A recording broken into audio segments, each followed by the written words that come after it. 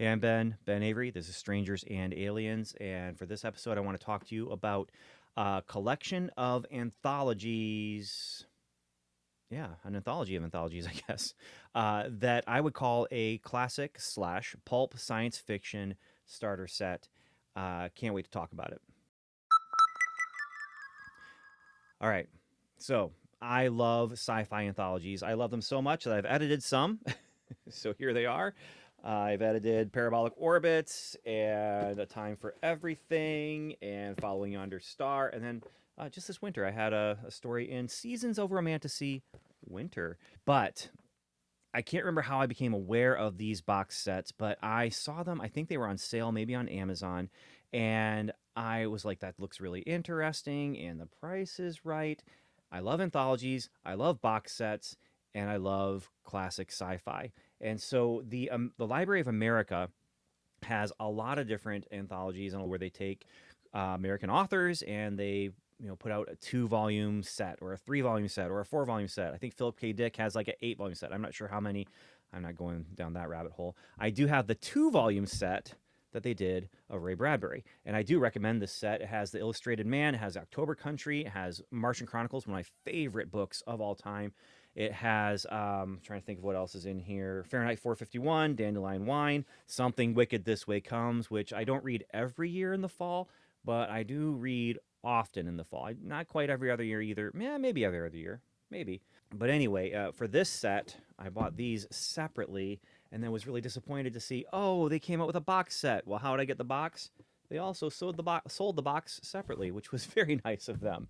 And they put together these beautiful, beautiful volumes. I'm going to pull one out of here for the 9 classic novels of the 1950s and 8 classic novels of the 1960s. And these are the 2 box sets that I'm really here to talk about because these are kind of like I said, they are starter sets. They have a lot of classic novels in there by authors that you may not have heard of or may have heard of, but authors that you should read.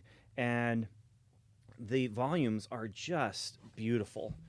They have a nice, cool sci-fi art.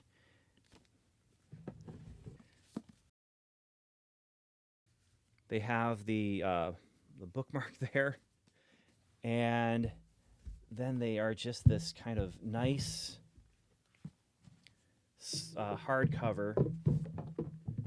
There's 1968, 1969, and 1960 to 1966. They just are gorgeous, and they set well in your hand. They open up nice and open up flat. I mean, they're just really well put together volumes. But what they have inside is also important. Okay, you can't just judge a book by its cover. Although, if you're judging a book by its cover, how can you not love this book? Like, that is a cool looking book right there. But there's also the content. And so in volume one of the novels of the 50s, we have Space Merchants by Frederick Pohl and C.M. Kornbluth, More Than Human by Theodore Sturgeon, who actually wrote the first swamp monster story that I'm aware of, and he created a whole subgenre of a subgenre. The Long Tomorrow by Lee Brackett, who was actually a writer on The Empire Strikes Back. She wrote one of the early drafts of The Empire Strikes Back. She wrote a lot of other things as well, but she's actually in the credits for that, even though they didn't use a lot of her material. The Shrinking Man by Richard Madison, a Twilight Zone writer. Double Star by Robert A. Heinlein. Robert A. Heinlein is a master of sci-fi. He is one of the giants in sci-fi. The Star is My Destination by Alfred Bester, who, if you're familiar with Babylon 5, he gets referenced by JMS in Babylon 5 in their telepath wars and the character played by Walter Koenig. A Case of Conscience by James Blish, which I have read. Actually, this volume here, I started reading out of order. I actually started reading from the 56 to 58. And I should have started reading from this first volume here, but I have read Double Star, Stars My Destination, Case of Conscience, and Who from this volume. But James Blish, he wrote the Star Trek episode adaptations way back in the 60s, late 60s, early 70s. And Case for Conscience that he wrote here is a wonderful book that has a lot of spiritual meat to chew upon. Let's put it that way. Algis Budrys, who I do not know much about him, but his book Who is a very interesting book, and I hope to talk about it here. The Big Time by Fritz Lieber, which is the one thing I haven't read out of this volume, which is a time travel story that I am excited to get into, but I decided I'm going to start reading them in chronological order. Past Master by R.A. Lafferty, which that one I have read. Picnic on Paradise by Joanna Russ. Nova by Samuel R. Delaney. Emfriero by Jack Vance. The High Crusade by Paul Anderson. Way Station by Clifford D. Simek. Flowers for Algernon by Daniel Keyes. That is another one that I've read. Actually, I read that years and years and years and years ago. Call Me Conrad, This Immortal by Roger Zelazny. And so these are all books that are just, they're classics of sci-fi by American sci-fi writers. And I decided this is for this year, where I'm going to direct a lot of my sci-fi reading is in these volumes and read these books that are recommended by Gary K. Wolfe, the editor of these books. Space Merchants is what I just literally finished reading today. And I'm not sure if I'm going to do an episode about every single novel that I've read from the series, but I don't know. But I do recommend the book collection here as a, like I said, a starter set. This is, if you don't have the time or the money or the desire to go out and try and collect all these different, what's some classic sci-fi kind of stuff, this is a great place to start. Now, I do have a set of books up there that are the Science Fiction Hall of Fame books. There's Volume 1, Volume 2A and 2B, and Volume 3. That's another collection that I would call a starter set for some of the best.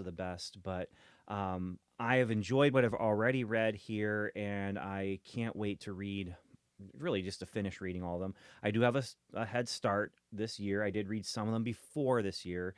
And so technically speaking, I'm not actually saying I'm going to read all 17 of those novels in 2026 because I read 3 or 4 of them in 2025, and I read one of them in like 1996. Okay, so anyway, Space Merchants,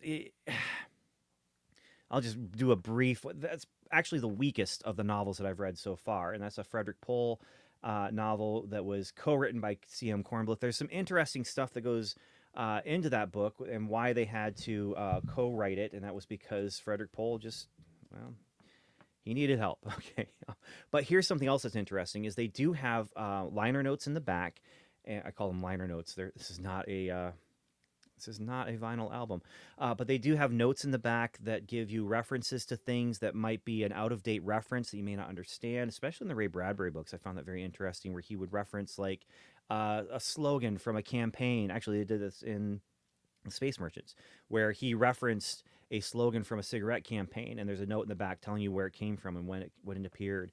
But this one for the Space Merchants actually had 3 extra chapters in the back because when it was published as a novel, it was fine. But then it also was published in 3 parts in, I think it was Galaxy Magazine, and it needed 20,000 more words. And so they had finished the novel. And the ending is a solid ending. And then you get these 3 bonus chapters at the end, which, it's the bonus track kind of a thing. And that's another reason why I recommend the American Library, or the Library of America collections that they do, is because they give you notes and they give you background and they give you insight into the publishing, the story of the publishing behind it.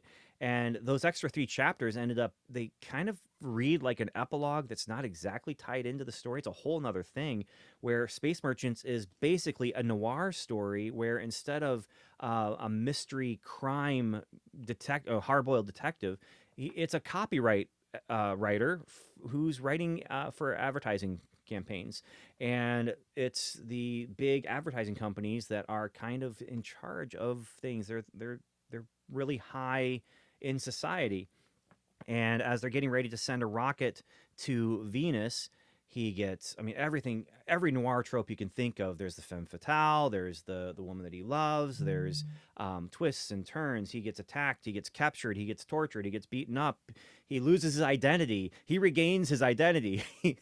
All sorts of stuff is going on. And that was part of what makes it weak. And then you get this epilogue of 3 chapters that appeared in Galaxy Magazine, and that actually is a whole nother story where in this book, it ends with them leaving to go to Venus, and the 3 extra chapters actually are them on Venus, and it involves like finding life, and it's a whole like another thing. They do tie it back into the ad exec kind of thing, but Space Merchants is basically if you take a noir mystery, throw in the sci-fi elements, and then it's Don Draper from Mad Men. Literally, I mean, really, that's what it is. So. Maybe I just sold you on it. I don't know. But it's the weakest of all of the books that I've read so far from this collection, and I still really enjoyed reading it. So, yeah. I don't think I'm going to talk about every single book in the collection, but I do need to do an episode for Strangers and Aliens about A Case of Conscience because it does get into a lot of spiritual ideas.